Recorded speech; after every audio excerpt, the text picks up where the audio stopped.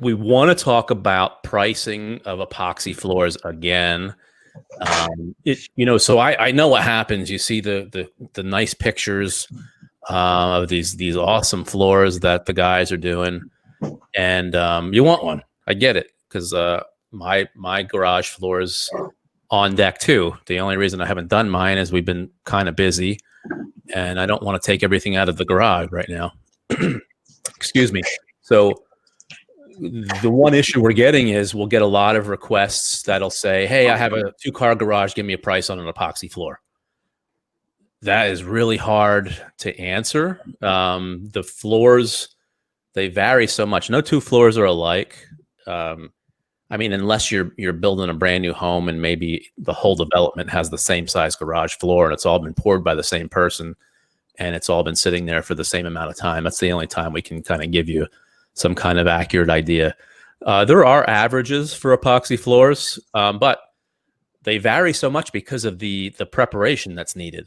So preparation is one. Does the floor have to be grinded? Usually 99% of the time we have to grind your floor.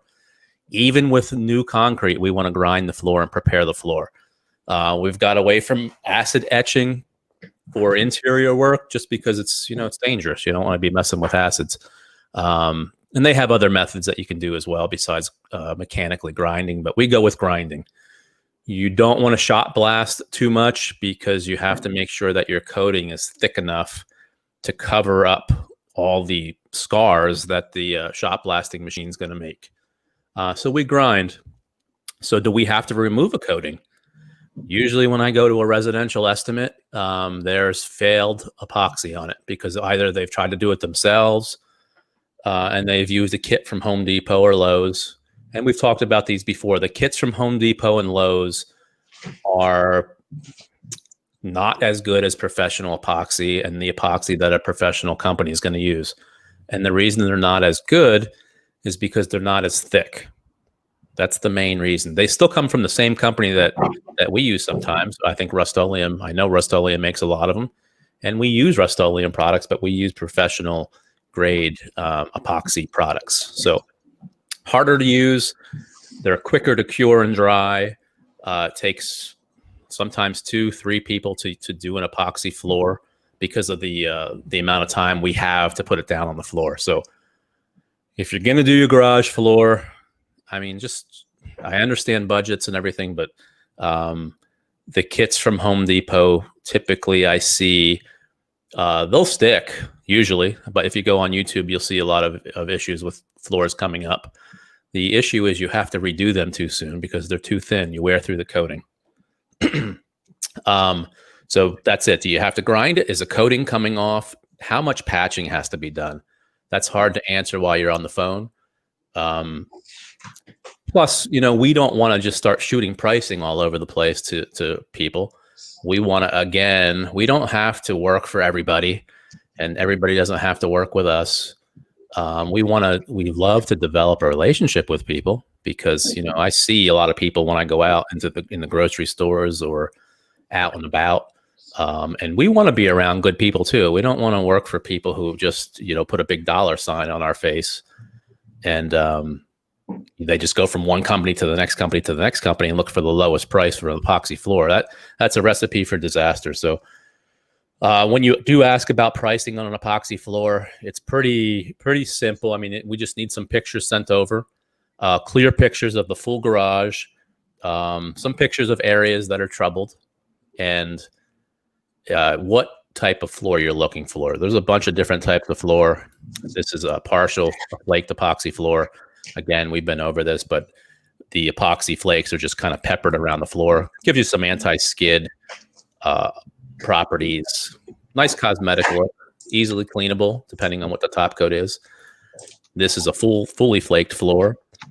Again, it's just flakes all over the floor. Pricing's going up now because you have a lot more flakes. There's a lot of flakes that go onto this floor right here.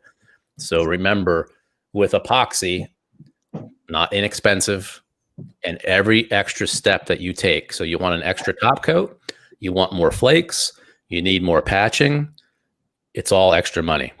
So when you say, I'm looking for a discount, I have another floor over here. Can we Can we get a group discount? There's not a lot of discounts on epoxy floors because there's not a lot of room to save. I need professional people putting down the epoxy and applying it who know what they're doing, and that's what they live for. And we have to use the best products possible because you don't want the floor to fail. You're driving on it every day. This is a solid epoxy floor. Another option, we do this a lot. The only thing with the solid epoxy floor is we still have to add some kind of anti-slip into it. Otherwise, it'll be like an ice skating rink, and we don't want to do that. We won't do that. But a lot of people love this type of floor. We can do this in a basement. We can do it on exterior applications with the correct top coat. Remember, epoxy is very vulnerable to the sun, to the UV lights, and it will kill your shine on that floor very quickly if you didn't top coat it with the correct product and not epoxy. So that's pricing. You know, I try to tell people don't shop around, and you might think that that's what am I going to say? I own the company, but I'm telling you, don't shop around with pricing with epoxy floors. There's a couple things I'm not going to shop around for. It's probably I'm not going to shop around for doctors who will give me the cheapest price. I'm not going to shop around for painting my kitchen cabinets, and epoxy floors. I'm not shopping around. You want to paint a bedroom, you want to take your chances that somebody can mess it up or things like that. That's one thing. But an epoxy floor, if somebody messes up your epoxy floor, you have to remove the whole coating again. You can't just go on top of their mistakes. So, you know, you're hiring people for the experience that they've gained over the years, whether that's a painter or a carpenter or an electrician or a salesperson or anybody in any kind of industry. You're hiring them for much more than what they're actually handing you. So what else we got? Well, we can go off that. We can do some of the things that we've seen wrong with epoxy floors that we've had to fix. Yeah, and I'm not saying that we're perfect. So we all make mistakes, and we will make a mistake, I'm sure, coming down the line, but it just happens. But you just have to take your due diligence and make sure you do everything correctly. So mistakes with epoxy floors are going to happen on the preparation usually. When we grind a floor, I wish I had my samples here. When we grind a floor, we're trying to grind it to the proper concrete surface profile. You'll see CSP profile, 1, 2, 3. There's different numbers for each profile that's needed. When you get into shot blasting, you're going to get a heavier profile, which then matches up to the mils, the thickness of the epoxy that you're using. So if you use the wrong epoxy for the wrong preparation method, you're going to see all the little nooks and crannies that the shot blast created, or you're going to see the swirly marks that the grinder created. So it takes a lot more than just buying a kit of epoxy and throwing it on the floor. You have to know the different CSP profiles versus what material you're using. Not so much important for a residential floor, but definitely important for a commercial floor and required, definitely. So what would happen is if you had a failure on your epoxy floor, and just say we used Rust-Oleum or whoever else we use, and it's a large commercial project, they're going to come in, they're going to remove some of that epoxy and start doing their testing. And they're going to test to see if we achieve the correct CSP profile, concrete surface profile. Right away, I'm telling you, if you did not get the correct specifications, you're going to be fixing that floor. So now, if you did, other things that can go wrong are hydrostatic pressure pushing up underneath the concrete floor. So did you have a vapor barrier put into your home? Most likely, if your home's fairly new, you do have a vapor barrier put up. The reason we ask that is because if not, we want to use a coating on top that's a liquid vapor barrier. We can do that, but nothing's going to stop that water. Usually, if you don't have some kind of vapor barrier pushing up, it's going to push the coating, the epoxy coating, and it could fail. You're going to have expansion and contraction, which is going to crack a coating, because remember, epoxy is not flexible usually, but there are epoxies that are flexible. So nothing's going to stop that. Again, if your concrete's contracting and expanding, you can patch the cracks. You can do everything that you possibly want to do. You could still have a failure, and that's not the coating contractor's fault. They did everything correctly.